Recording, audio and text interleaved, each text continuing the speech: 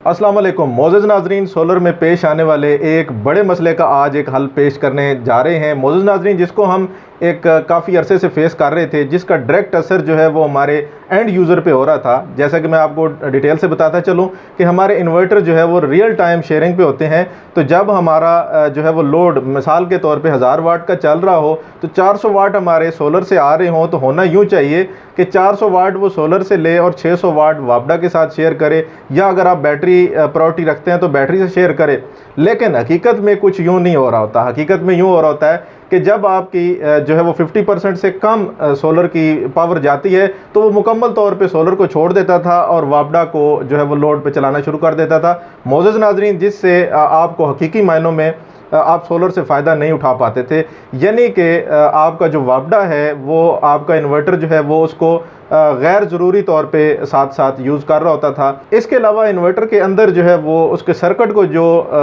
100 या 120 या 130 वाट जो यूज़ होते थे वो भी वो वापडा से ले रहा होता था। तो मोअज़्ज़ज़ नाज़रीन, जिसके हल के लिए हमारे बहुत सारे दोस्त दो तरीके अडॉप्ट करते थे। एक तो मैनुअल ब्रेकर के साथ सुबह जब सूरज तुलू होता था तो ब्रेकर जो है वापडा का बंद कर देते थे ताकि हमारे घर का तमाम तर लोड जो है वो सोलर पे चलता रहे, और जब ग़ुरूब आफ्ताब के टाइम पे वो वापडा का ब्रेकर दोबारा ऑन कर दिया जाता था। मोअज़्ज़ज़ नाज़रीन, इसमें जो है वो दो तरह के हमें नुकसान हो रहे होते थे। एक तो इसको रूटीन वाइज इसको ऑपरेट करना ये एक मुश्किल अमर है, और दूसरा इसमें अगर डे टाइम में क्लाउडी सीज़न आ जाए, उसमें आपकी लाइट पूरी ना हो तो आपका लोड जो है वो सोलर सफिशेंट नहीं है चलाने के लिए, लेकिन आपका दूसरी तरफ से वापडा भी बंद है, तो उससे आपके इन्वर्टर में जो है वो उस पर लोड बढ़ता है और उसके जो है वो ख़राब होने के चांसेस ज़्यादा होते हैं। अब दूसरा तरीका जो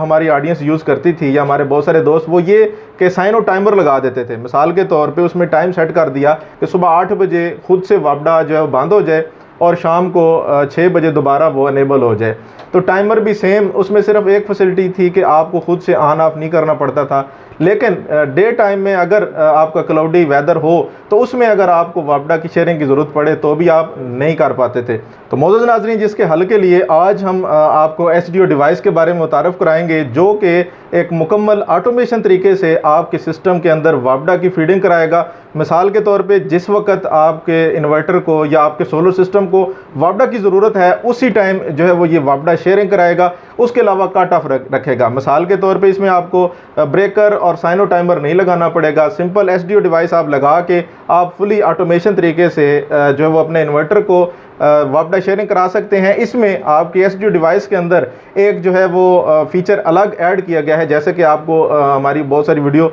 देखने को मिली है कि SDO डिवाइस से आप दो तरह की आउटपुट शेयर कर सकते हैं। बहुत सारे इन्वर्टर जिनके अंदर सिंगल आउटपुट होती है, उसको आप दो आउटपुट में करने के लिए आपने जो है वो SDO डिवाइस पहले इस्तेमाल कर रहे थे, उसके अंदर एक और फीचर हमने ऐड कर दिया है। तो मोअज़्ज़ज़ नाज़रीन, इसमें जो है वो एक SDO आपके पास ऑप्शन आता है ऑपरेटिंग के लिए, और दूसरा आपके पास ग्रिड कंट्रोल यूटिलिटी जो है वो आपको ऑप्शन देखने को मिलता है, जिसको आप यूज़ करते हुए इसको आप इन्वर्टर की इन पे लगाएंगे। वैसे तो आप जो नॉर्मल SDO डिवाइस थी वो आउट पे लगाते थे अपनी आउटपुट को दो टाइप्स में चेंज करने के लिए, जिसकी वीडियो मैं आपको स्क्रीन पे शो कर देता हूं, वो भी आप देख सकते हैं। वो भी बड़ी मुफीद है कि SDO डिवाइस आप लाखों के इन्वर्टर लेने की बजाय आप सिंपल एक इन्वर्टर लें, उसके साथ 8 से 10 हज़ार की SDO डिवाइस लगाएं और आप वही फीचर इंजॉय कर सकते हैं।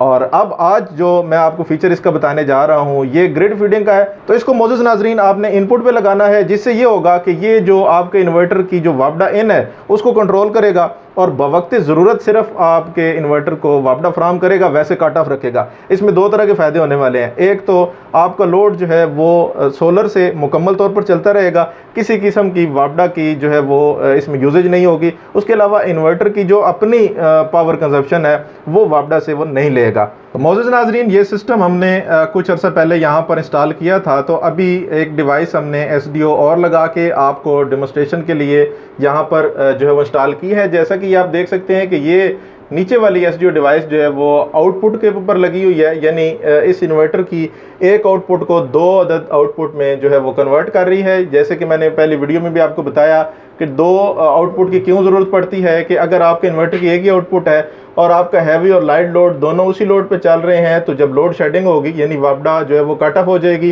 तो आपका सारा का सारा लोड जो है वो आपकी बैटरीज़ पे आ जाएगा, जिसमें मिसाल के तौर पे आपका रेफ्रिजरेटर है, आपके वाटर पंप है, ओवन है, तो वो तमाम तर चीज़ें जब आपकी बैटरीज़ पे आएंगी तो उससे ये है कि आपकी बैटरी जल्दी ड्रेन हो जाएंगी और आपको अच्छा बैकअप नहीं मिलेगा और उससे बैटरीज़ की लाइफ भी कम हो जाएगी। तो उसके लिए हम ये करते हैं कि इन इन्वर्टर्स की आउटपुट को हम जो है वो एसटीओ डिवाइस में लगाते हैं और इससे दो आउटपुट हो जाती हैं। एक आउटपुट जो है वो हमारी स्मार्ट लोड यानी कि जो हमारा लाइट लोड है उस पर चलती रहती है और दूसरा हैवी लोड जो है वो बैटरीज पे नहीं जाता in case of load shedding. और यहाँ पर जो मैं आपको बताते चलूँ कि इनपुट के लिए जो हम एसडीओ डिवाइस यूज़ कर रहे हैं वो यहाँ पर अभी हमने इसको आर्जी तौर पे लगाया है। आप देख सकते हैं कि वायर्स भी ओपन रखी हुई हैं। तो मौजूद नाजरीन, इसको आपने जब इंस्टॉल करना है तो इसके अंदर सॉफ्टवेयर में आपने इसको मेंशन करना है कि आप कौन से ऑप्शन पे इसको चलाना चाह रहे हैं। तो जैसा कि आप देख सकते हैं कि ये आपकी जो है वो single to dual output device पे है और यहाँ पर ये ग्रिड कंट्रोल पे है। तो इसको आपने जो डिवाइस आपने इनपुट पे लगानी है यानी वापडा की शेयरिंग को रोकने के लिए,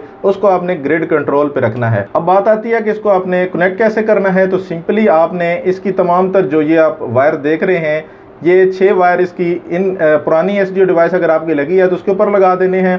और जो आप इन्वर्टर को वापडा दे रहे हैं वो पहले आपने यहाँ पर इसके जो है वो L1 पे देनी है और उसके बाद आपने L2 से ले के आपने इन्वर्टर को इसकी वापडा फीड कर देनी है। यानी कि अगर मैं मिसाल दूँ तो आपने जो आपकी वापडा इन्वर्टर के दरमियान पहले फीड हो रही थी उसके सीरीज़ में आपने एसडीओ डिवाइस जो है वो लगा देनी है। और इसी डिवाइस को अगर आप उतार के एज ए आउटपुट यूज़ करना चाहते हैं तो आप सिंपली यहाँ से इसको प्रेस करेंगे और अगर आपने आउटपुट पे एसडीओ डिवाइस नहीं लगाई तो सिंपली आपने इसके ऊपर जो है वो बैटरी के जो है वो कनेक्शन देने हैं सोलर के और साथ में वापडा के। इसके नीचे यहाँ पर मेंशन किया हुआ है इसके बोर्ड के ऊपर कि आपने जो है वो कौन कौन सी कनेक्शन किस पॉइंट पे करने हैं। उसके बाद यहाँ पर आपने जो है वो वापडा इन दे देनी है और यहाँ L2 पे आपने वापडा आउट कर लेनी है। जैसा कि मैं आपको दिखाता चलूँ तो अभी हमारा सिस्टम जो है वो वापडा पे चल रहा है और मैं आपको मिसाल दूँ कि हम यहाँ पर जो है वो पीवी स्कैन करते हैं यानी सोलर का ब्रेकर ऑन करते हैं तो देखते हैं कि इसके अंदर